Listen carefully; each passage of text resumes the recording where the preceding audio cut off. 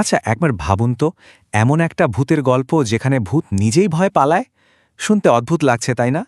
আজ আমরা বাংলা সাহিত্যের ঠিক এমনই এক মজার জগৎ নিয়ে কথা বলবো, যেখানে ভয়ের সব নিয়মকানুন একেবারে উল্টে দেওয়া হয়েছে। চলুন গভীরে গিয়ে দেখি ব্যাপারটা কি। তো শুরুতেই একটা একদম সহজ প্রশ্ন। যখন আমরা ভূতের গল্পের কথা ভাবি, আমাদের মাথায় ঠিক কী ছবি ভেসে ওঠে? নিশ্চয়ই একটা গা ছমছমে পরিবেশ, হঠাৎ করে চমকে ওঠা, আর ভয়ে কাতারানো অসহায় মানুষ। ঠিক বললাম তো? এই ছবিটা কিন্তু মাথায় গেঁথে রাখুন, কারণ একটু পরেই আমরা এটাকে একেবারে ভেঙে চুরে দেব। আর এই দেখুন, এখানেই তো আসল টুইস্ট। স্লাইডটা দেখলেই ব্যাপারটা জলের মতো পরিষ্কার হয়ে যাবে। সাধারণ ভূতের গল্পে কি হয়? মানুষ ভূতকে দেখে ভয় পায়, কিন্তু বাংলা কমেডি হররে পুরো উল্টো। মানুষই ভূতকে ধরে জ্বালাতন করে। ভাবা যায়, এখানেই ভয়টা হাসিতে বদলে যায়। তো এই নতুন ধরনের গল্পগুলো ঠিকমতো বুঝতে হলে আগে আমাদের চেনা ওই ট্র্যাডিশনাল ভূতের গল্পের কিছু অলিখিত নিয়মকানুন একটু ঝালিয়ে নিতে হবে।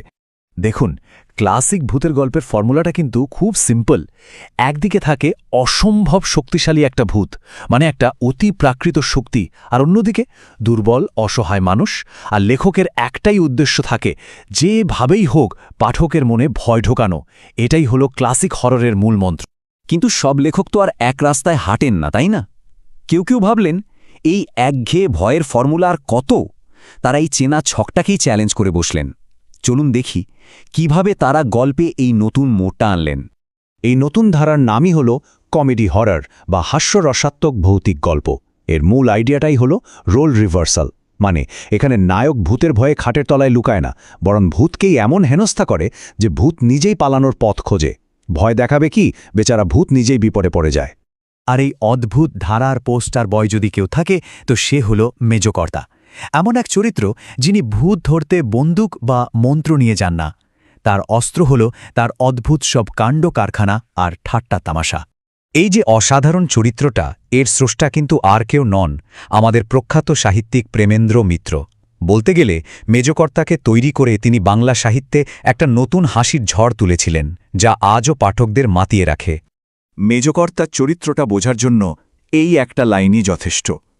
তার কাছে ভূত কোনো ভয়ঙ্কর জীব নয়, স্রেফ মজা করার একটা পাত্র। তার গল্পগুলোতে দেখা যায় ভূত নিজেই ত্রাহি ত্রাহি রব তুলে পালাচ্ছে। কিন্তু একটা প্রশ্ন তো আসতেই পারে, তাই না? ভয় নিয়ে এমন হাসি ঠাট্টা কেন? এর পেছনের কারণটা কি? ব্যাপারটা শুধু নিছক হাসির খোরাক জোগানো নয়, এর গভীরে হয়তো ভয়কে জয় করার একটা খুব বাঙালি উপায় লুকিয়ে আছে। এর একটা বড় কারণ হলো, এটা আমাদের সিরিয়াস গম্ভীর ভূতের গল্প থেকে একটা দারুণ ব্রেক দেয়। সারাক্ষণ ভয়, টেনশন, এরপর এই ধরনের হালকা মেজাজের গল্পগুলো যেন এক ঝলক তাজা বাতাস। এখানে ভূতকে আর ভয়ঙ্কর কিছু হিসাবে দেখানো হয় না, বরং তাকে আমাদের দৈনন্দিন জীবনের একটা অংশ বানিয়ে ফেলা হয়। তাহলে এই গল্পগুলোকে ঠিক কী জিনিস এতটা স্পেশাল বানিয়েছে? উত্তরটা কিন্তু লুকিয়ে আছে হাসির মধ্যে। ওই যে বলে না, হাসি সব রোগের মহৌষধ, এখানে হাসি হল ভয় তাড়ানোর মহৌষধ। এই স্লাইডটা দেখলে ব্যাপারটা আরও পরিষ্কার হবে। দেখুন, সাধারণ হরর গল্প কি করে, আমাদের মনের ভয়টাকে আরও উস্কে দেয়, আরও বাড়িয়ে তোলে। আর কমেডি হরর ঠিক তার উল্টো কাজটা করে, হাসির চাবুক মেরে সেই ভয়টাকেই ভেঙে টুকরো টুকরো করে দেয়। তো সব আলোচনার শেষে একটা বড় প্রশ্ন কিন্তু থেকেই যাচ্ছে, ভয়কে জয় করার জন্য হাসি কি তাহলে সেরা অস্ত্র? প্রেমেন্দ্র মিত্রের মেজকর্তা হয়তো আমাদের সেই উত্তরটাই দিয়ে গেছেন। তিনি দেখিয়েছেন কিভাবে অজানা ভয়কে হাসতে হাসতে উড়িয়ে দেওয়া যায়। ব্যাপারটা নিয়ে ভাবার অনেক সুযোগ আছে, তাই